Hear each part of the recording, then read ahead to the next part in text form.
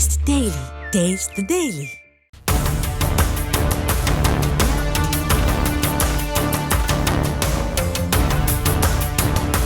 வளைவில் திரும்பிய பைக் மீது காரை ஏற்றி சில அடி தூரத்திற்கு தரவென இழுத்துச் சென்ற இந்த பதற வைக்கும் சிசிடிவி காட்சிக்கு பின்னணியில் பல கதைகள் புதைந்து கிடக்கின்றன.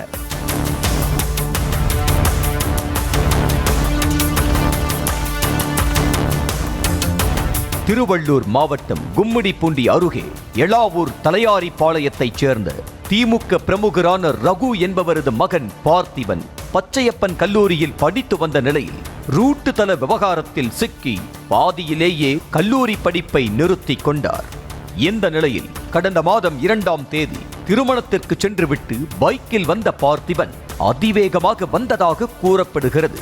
இதனை பார்த்த போலீசார் பார்த்திபனின் பைக்கை துரத்தி சென்ற நிலையில் போலீசிடம் சிக்காமல் இருக்க இன்னும் அதிவேகமாக சென்று நாகராஜ கண்டிகை என்ற கிராமத்தில் எதிரே வந்த அடையாளம் தெரியாத வாகனம் மோதி விபத்தில் சிக்கி உயிரிழந்தார்.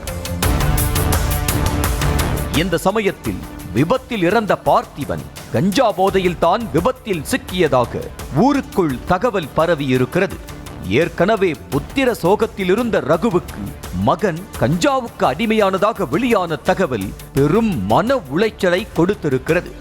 ஊருக்குள் அரசல் புரசலாக புரளி போல பேசிக் கொண்டதை வைத்து தனது மகன் பார்த்திபன் குறித்து அவதூறு பரப்பியது எளாவூர் சாலையைச் சேர்ந்த முருகன் என்ற முடிவுக்கு வந்த ரகு முருகனை எப்படியாவது பழி தீர்க்க வேண்டும் என குரோதத்தை வளர்த்து கொண்டதாக கூறப்படுகிறது.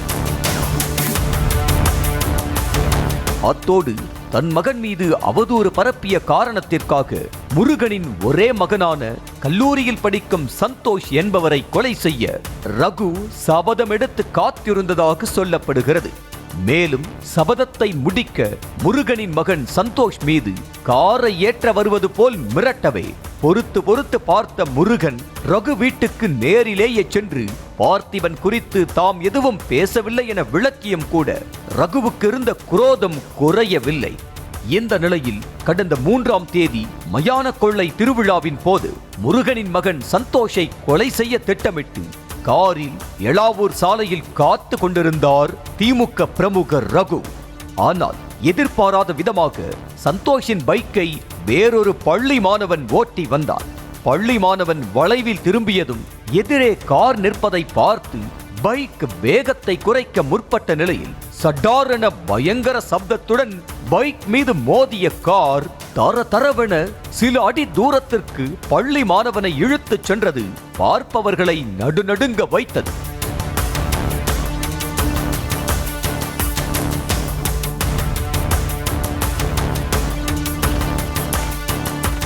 அலறல் சப்தம் கேட்டு அக்கம் பக்கத்தினர் ஓடி வந்து காயம்பட்ட மாணவனை சிகிச்சைக்கு அனுப்பி வைத்தனர். முருகனின் மகன் சந்தோஷ் என நினைத்து பொதுத் தேர்வு எழுதி வரும் வேறொரு 11ஆம் வகுப்பு பள்ளி மாணவன் மீது கார் ஏற்றி கொலை செய்ய முயன்ற சம்பவம் குறித்து அவரது தாய் சிசிடிவியுடன் ஆரம்பாக்கம் போலீசில் புகார் அளித்தார். சந்தோஷுக்கு வைத்த குறியில் வேறொரு பள்ளி மாணவன் சிக்கிய நிலையில் போலீசில் குடிபோதையில் தெரியாமல் செய்துவிட்டதாக ரகு சொன்னதை நம்பி ஆரம்பாக்கம் உதவி ஆய்வாளர் ஆறுமுகமும் வழக்கெதுவும் பதிவு செய்யாமல் விட்டதாக கூறப்படுகிறது. போலீஸ் அது மாதிரி தெரியாம அவங்களும் வேணும்னு பண்ணல, தெரியாம நடந்தது.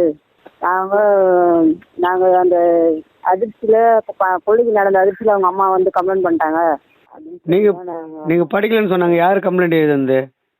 சாரு எழுதினாரு. மிஸ் வச்சு சாரு எழுதி சைன் வாங்கினாங்க.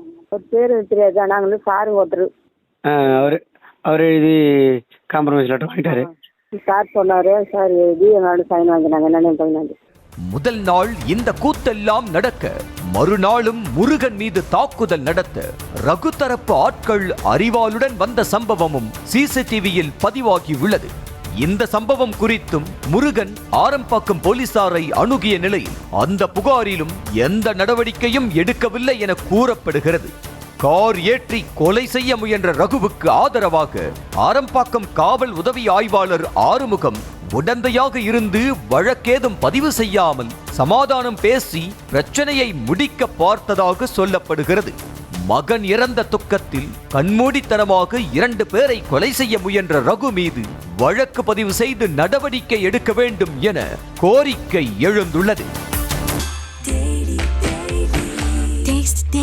Taste the Daily.